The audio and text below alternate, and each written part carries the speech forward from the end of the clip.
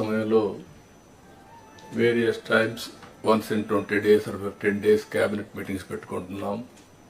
Agenda అవన్నీ చేస్తున్నాం, departments అన్ని రివ్యూ చేస్తున్నాం. అప్పుడప్పుడు కాంప్రహెన్సివ్ సమీక్షలు కూడా చేసుకుంటూ అందరం కూడా ఎఫెక్టివ్గా ఒక కోహెసివ్గా ముందుకు పోవడానికి ఇలాంటి కార్యక్రమాలు మనకు వస్తాయి. ఈరోజు హెడ్ ఆఫ్ ది డిపార్ట్మెంట్ పిలవలేదు, మనకెవరు అసిస్టెంట్స్ లేరు. Be clear. ఈరోజు ఇక్కడ ఉండే వాళ్ళందరూ ministers are all policy makers. అదే మరి secretaries are are senior secretaries only 28 we called. Head of the departments వస్తే all secretaries are depending on head of the departments. You are not applying your minds, we are borrowing other minds. So I wanted to avoid that. అందుకే అందరూ కూడా ఆలోచిస్తే అక్కడి నుంచి leadership provide చేయడంలో మెరుగైన leadership ఇవ్వగలుగుతాం. ఎప్పుడైనా సరే మనం వేరే వాళ్ళపైన ఆధారపడినప్పుడు మన ఆలోచనలు తగ్గుతాయి,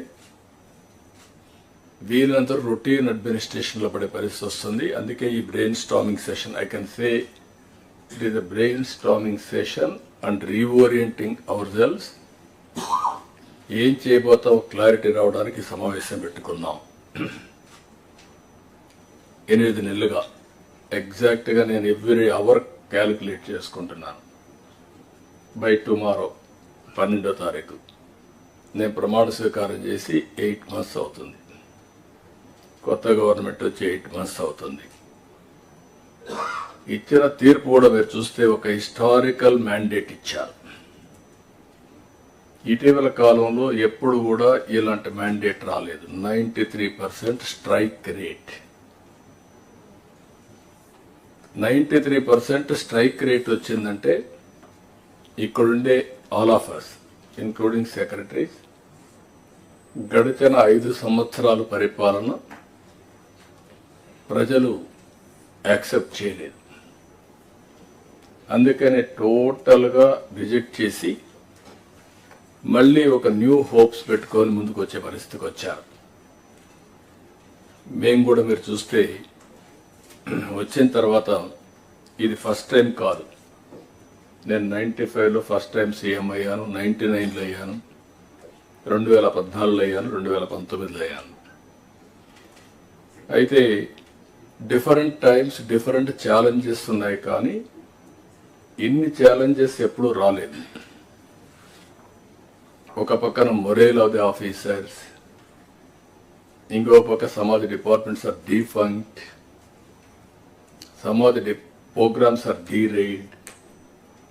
గవర్నమెంట్ ఆఫ్ ఇండియా నుంచి మనం గుర్తుపెట్టుకోవాల్సింది ఎప్పుడు కూడా సెంటర్ స్టేట్ రెండు కూడా 3 గవర్నమెంట్లు ఉంటాయి. Local self government, state government, central government.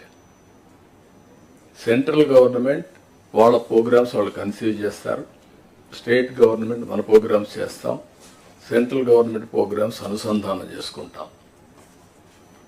దగ్గర 90 సెంట్రలీ స్పాన్సర్ స్కీమ్స్ ఉంటే టోటల్గా అన్నీ కూడా డిఫంక్ట్ అయిపోయినాయి. ఫండ్స్ డైవర్ట్ చేసే పరిస్థితికి వచ్చారు. వీటన్నింటిపైన మనం ఒక 7 వైట్ పేపర్స్ అన్ని పబ్లిసైజ్ చేశాం. పబ్లిక్ కూడా మనం గుర్తుపెట్టుకోవాల్సింది, ఒకసారి పనిష్ చేశాం, మీరు వచ్చారు, మొత్తం సరిచేస్తారనే ఉద్దేశంతో మీకు మ్యాండేట్ ఇచ్చామనే అభిప్రాయంతో ఉంటారు. అది ఉన్నప్పుడు మనం ఎక్స్ట్రా ఎఫర్ట్స్ పెట్టాల్సిన బాధ్యత మనందరిపైన ఉంది. అందుకే మనం 8 months నుంచి దగ్గర almost all central sponsor schemes అని సెట్ చేశాం. ఇంకొక పక్కన అడ్మినిస్ట్రేషన్ కూడా ట్రాక్లో పెట్టడానికి ప్రయత్నం చేశాం. రైట్ మ్యాన్ని రైట్ పొజిషన్లో పెట్టే ప్రయత్నం కూడా చేస్తున్నాం. కలెక్టర్స్ కాన్ఫరెన్స్ పెట్టుకొని చాలా క్లారిటీ ఇచ్చాం.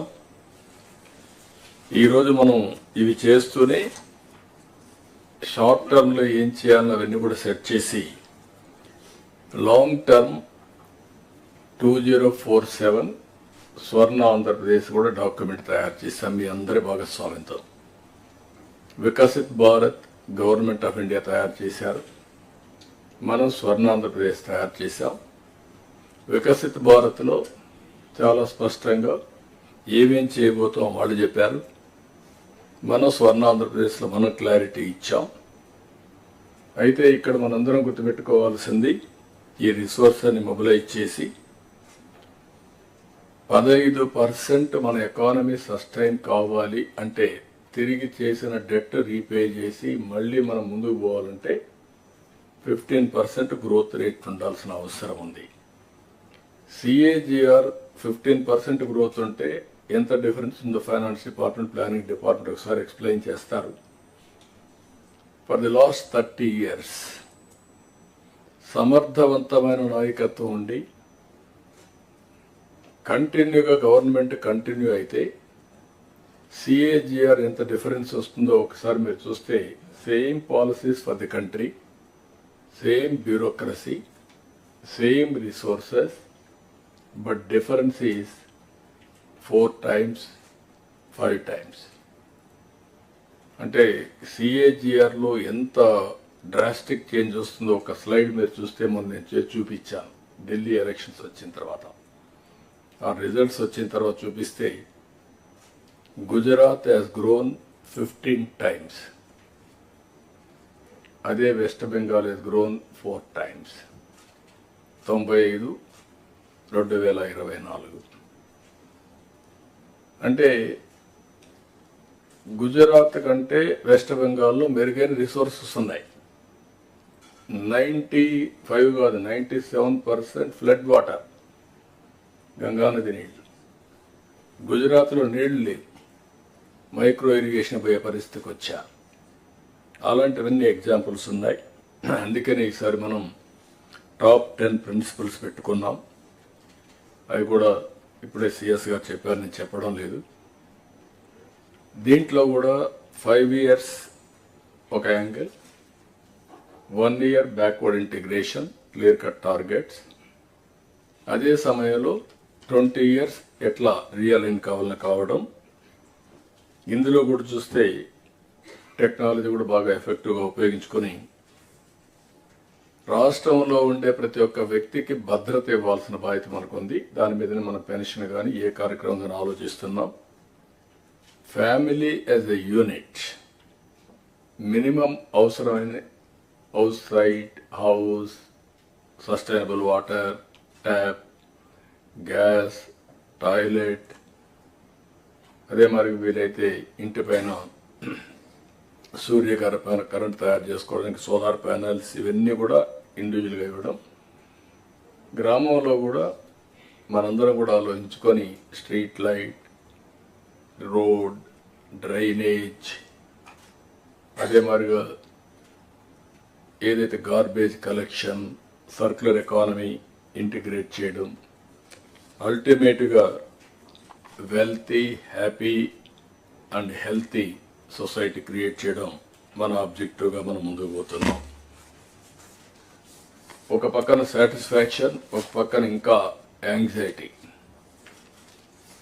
ఈ 6 నెలల్లో మనం చేసిన పనుల వల్ల మీరు చూస్తే 8 నెలల్లో 12.94% గ్రోత్ రేట్ వచ్చింది. అంటే ఇది అడ్వాన్స్ ఎస్టిమేట్స్. అదే సమయంలో జరిగిన డిస్ట్రక్షన్ వల్ల ఇంకా రెవెన్యూస్ పెరగడం లేదు. ఈరోజు కూడా నేను చూస్తే ఒక సంవత్సరం ఇండస్ట్రియల్ గ్రోత్ రేట్ చూస్తే అన్ని స్టేట్స్ కాస్తో కూస్తో పాజిటివ్గా ఉన్నాయి. ఆంధ్రప్రదేశ్ 2.94 మైనస్, అంటే ఉండే యూనిట్లు కూడా క్లోజ్ అయినాయి. దీనివల్ల ఆటోమేటిక్గా చాలా సమస్యలు వచ్చే పరిస్థితి వస్తుంది. అవన్నీ కూడా ఓవర్కమ్ కావాల్సిన బాధ్యత మన మీద ఉంది. అందుకే నేను మిమ్మల్ని అందరినీ కోరుతున్నా, ఇంతవరకు మనం ఎఫర్ట్ పెట్టాం, ట్రాక్లో పెట్టే ప్రయత్నం చేశాం. అయితే ఇంకా స్పీడ్ పెంచాల్సిన అవసరం ఉంది. ప్రతి ఒక్క సమస్యని యాజ్ ఇట్ ఈజ్ మీరు ఆలోచిస్తే రొటీన్ సమాధానం వస్తుంది. అట్లా కాకుండా ఇన్నోవేటివ్గా ఆలోచించే పరిస్థితి రావాలి. ఇలాంటి సమావేశంలో మళ్ళీ మనందరం కలిసి